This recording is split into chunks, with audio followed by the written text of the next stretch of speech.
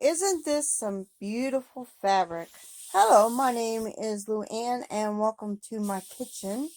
I am going to make an apron, another apron using this fabric that I got at FM store. I think that's what it's called. But I'm going to be using this fabric and maybe some of this fabric right here, maybe. Or I might just use this fabric right here. This will go, this apron is, this is made 100% cotton. I do believe it's 100% cotton. I am making this for a friend, and hopefully this will be her Christmas present from me, from both my channels, Blackberry Rock Homestead and this channel. But I feel the need to do it, so I am going to do it. Now, you've already seen my apron pattern.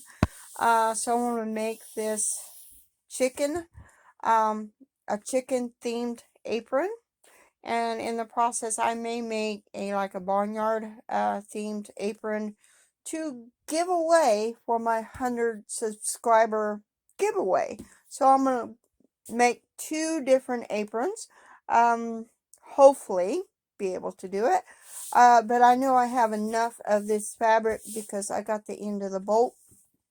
And where I got this fabric at, the FM stores that is in Springfield off of Fremont, a very unique, if they ain't got it, then they probably don't make it. Fabric, they have tons of fabric. But if you buy the end of the bolt on, in their store, you get 20% off.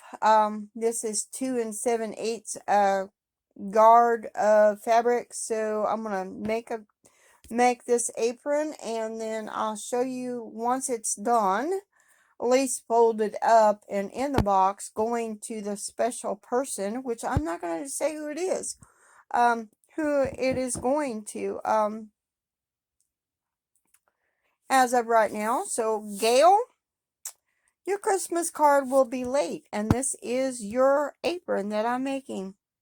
So I'm going to go ahead and get it made, and I'll be right back once it's done, because it shouldn't take me that long. The longest time should be cutting it up and all that stuff.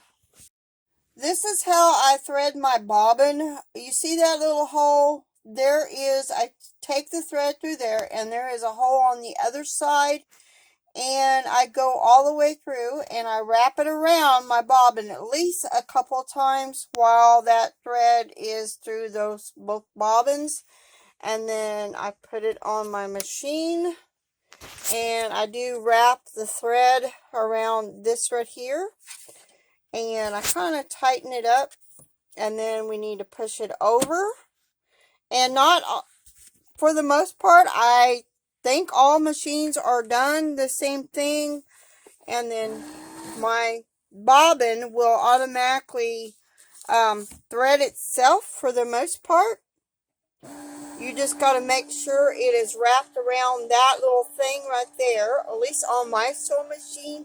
And again, I am using Project Runaway, and it will do that. And that is simple as can be, at least on mine.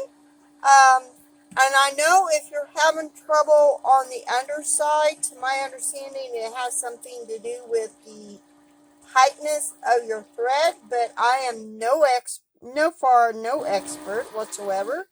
So now that my bobbin is pretty much threaded how much I want it, so let me show you the next step. So I got my bobbin in there, and I need to have it up through this little length before I put the lid, this top back on there. And I will test it using a scrap piece of fabric just to make sure all the tension is correct. And of course I will be rethreading my sewing machine. Hard to do this one-handed. Okay. Make sure that is in there, and like I said, rethreading my sewing machine. So go back up around here, go down, go up around that thing majiggy, and then thread or needle, and then like I said, I'm going to find my scrap of fabric and I'm going to sew a little bit just to make sure. And I know some machines can be cantankerous on your threading of the bobbin. Just be aware of that. Try to make it even on the bobbin, because I know I do have an old dressmaker sewing machine that is like that. So FYI. So I'm going to continue my project, and I hope this answers your question on how to thread the bobbin, and I appreciate you watching my videos.